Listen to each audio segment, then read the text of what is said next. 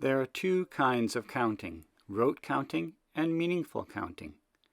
Rote counting is just saying the numbers in the correct order from memory. It's the same as memorizing the order of the letters in the alphabet. It's something that you just memorize. It's actually something that's important to do before you can do any meaningful counting. Meaningful counting is different though.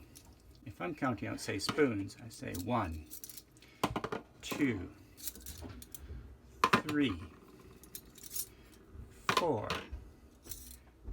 5. I've counted out 5 spoons, and the last number I've said is 5, and that tells me how many I have.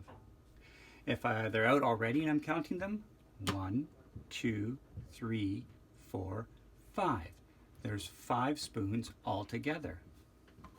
The important thing to remember here is something called the property of conservation, which is if I spread these spoons out, they do take up more physical space, but there's still only 5 spoons.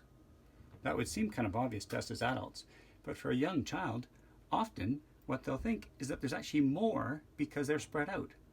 If we count them again though, 1, 2, 3, 4, 5. There's 5 there. Same thing if we squeeze them together. How many now? Children who are learning to do meaningful counting might think there's less than 5. But again, if we count them, 1, 2, 3, 4, 5, there's 5 altogether. One of the things we also have to watch out for is one-to-one correspondence. So every object gets one number. We don't count any objects more than once, and we also don't leave any out. So if we count each object once, then we'll know how many there are altogether. Counting on is interesting. I told you that I already had 4 spoons there, and I'm going to put down 1, 2, 3 more. How many altogether? Some children will count all. They'll start back at the first one and count the first 4, and then count the next 3. 1, 2, 3, 4, 5, 6, 7. But a child who's learning to count on, which is an important thing if we're going to be looking at addition later on, is recognizing I already have 4 here, so I'm going to count on. And because I already can do rote counting, I know that after 4 comes 5. So 4, 5, 6, 7. Or some children might even finger count. I have 4 already, 5, 6, 7. 4 and 3 more is 7. The other thing we looked at in this mini lesson is counting down. Let's say that I have 8 spoons out. So I've just put 1 more down. We're all adults. There's 7 here, and I put 1 more. That's 8. That's a big deal for a kid to be able to do 1 more than and 1 less than for numbers. And this is part of being able to know what number comes before and after another number.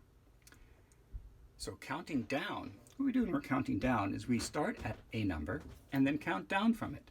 So if I have 8 spoons and I'm going to count down by 3, so I'm going to take 3 spoons away. I'm going to count down by 3. How many will I have left? I have 8, and I count down. I now have 7. I now have 6, and I now have 5. 8, and if I count down by 3, 8, 7, 6, 5. I have 5 left. You'll notice with counting up and counting down, we don't say the number we start with. Let me show you what that looks like with a picture. One of the important things with number is that students are able to show it in more ways, not just with a symbol. So if we look at the number, for example, the number 2. The symbol for 2 is this. That's not necessarily intuitive to people, that that's what that would be. But it is the number 2. We know because we've been using it so many times, and some of you might even write it slightly differently than that. The word for 2 is spelled like that, and it's pronounced 2. I can do a picture showing 2 things with 2 dots.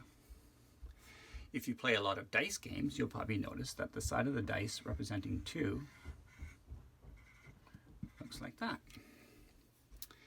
Now, another way we can represent 2 is with tally marks, which is not the number 11. Careful about that. Looks like it a bit. And the other way is with, let's say, a number line. And this number line, I'm going to have it go from 0 to 5.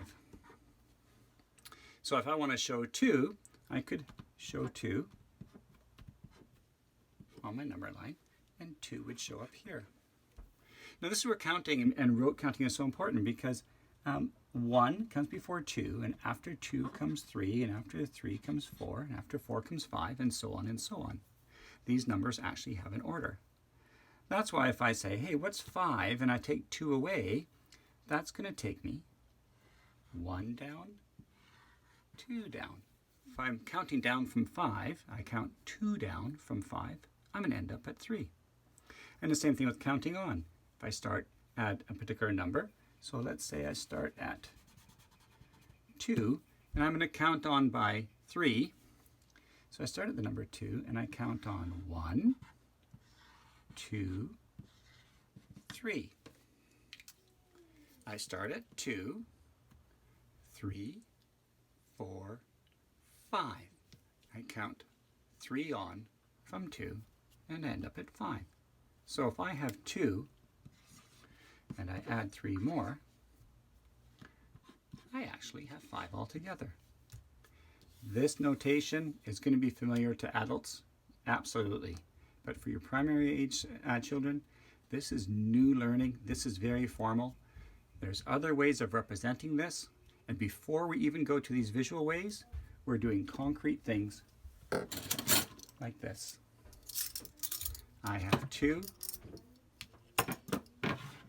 and then I added 3 more, and all together I have 5.